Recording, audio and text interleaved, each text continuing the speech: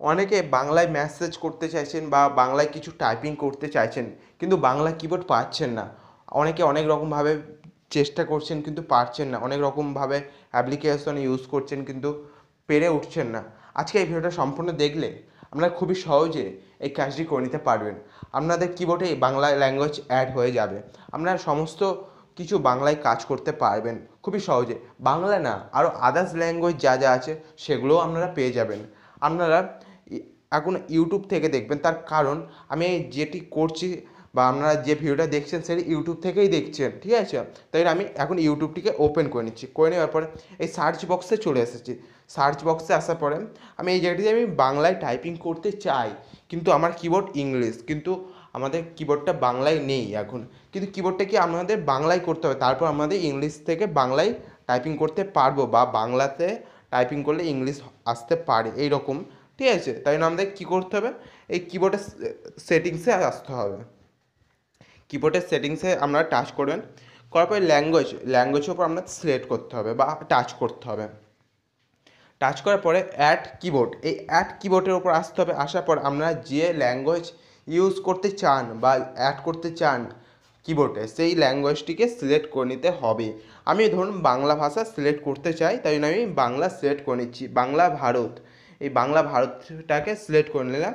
করে নেওয়ার পর এখানে দুটো অপশান আমরা পেয়ে যাবেন, দুটো নয় অনেক কটাই অপশান আছে, তিনটে, ঠিক আছে? আমরা তিনটে অপশান পেয়ে যাবেন।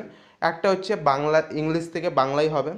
একটা হচ্ছে আপনাদের যেমন হয় অ আ ক খ, সেই রকমই কিবোর্ড আমরা পেয়ে যান। এছাড়াও আপনারা হাতে লেখা কিবোর্ড একটা পেয়ে যাবেন, এটা হচ্ছে হাতে লেখা কিবোর্ড, ঠিক আছে? এটা হচ্ছে আপনারা টাইপিং করতে হবে বাংলায়, সেটি বাংলায় হবে। এটা হচ্ছে ইংলিশ টাইপিং, বাংলায় হবে।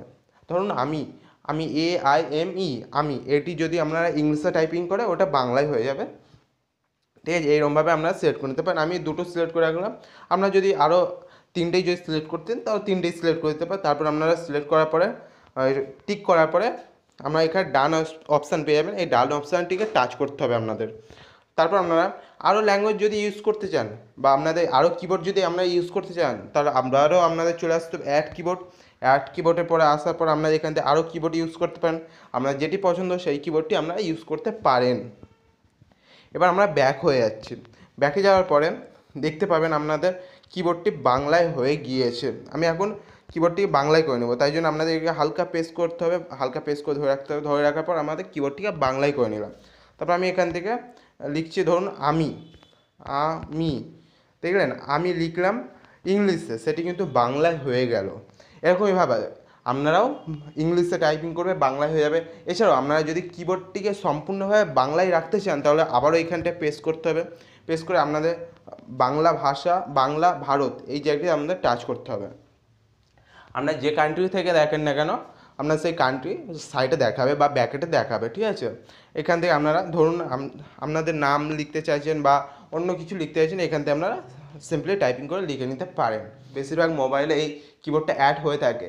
আর যাদের এই কিবোর্ডটা আছে বা যাদের মোবাইলে এই কিবোর্ডটা অ্যাড হয়নি এখনও, তারা গুগল ক্রোমে যাবেন অথবা প্লে স্টোরে যাবেন, গিয়ে ওখান থেকে আপনারা গুগল কিবোর্ড একটি অ্যাপ্লিকেশন আছে সেটি ডাউনলোড করে নেওয়ার পর ইনস্টল করার পর কিছু অ্যালাউ করতে হবে। করার পরে আপনারা এই কাজটি করে নিতে পারবেন। যদি আমাদের ভিডিওটি আপনাদের উপকার হয় তাহলে অবশ্যই আমাদের ভিডিওটিকে সাপোর্ট করুন এবং নিত্য নতুন ভিডিও পাওয়ার জন্য আমাদের চ্যানেলটিকে সাবস্ক্রাইব করে রাখুন। ধন্যবাদ।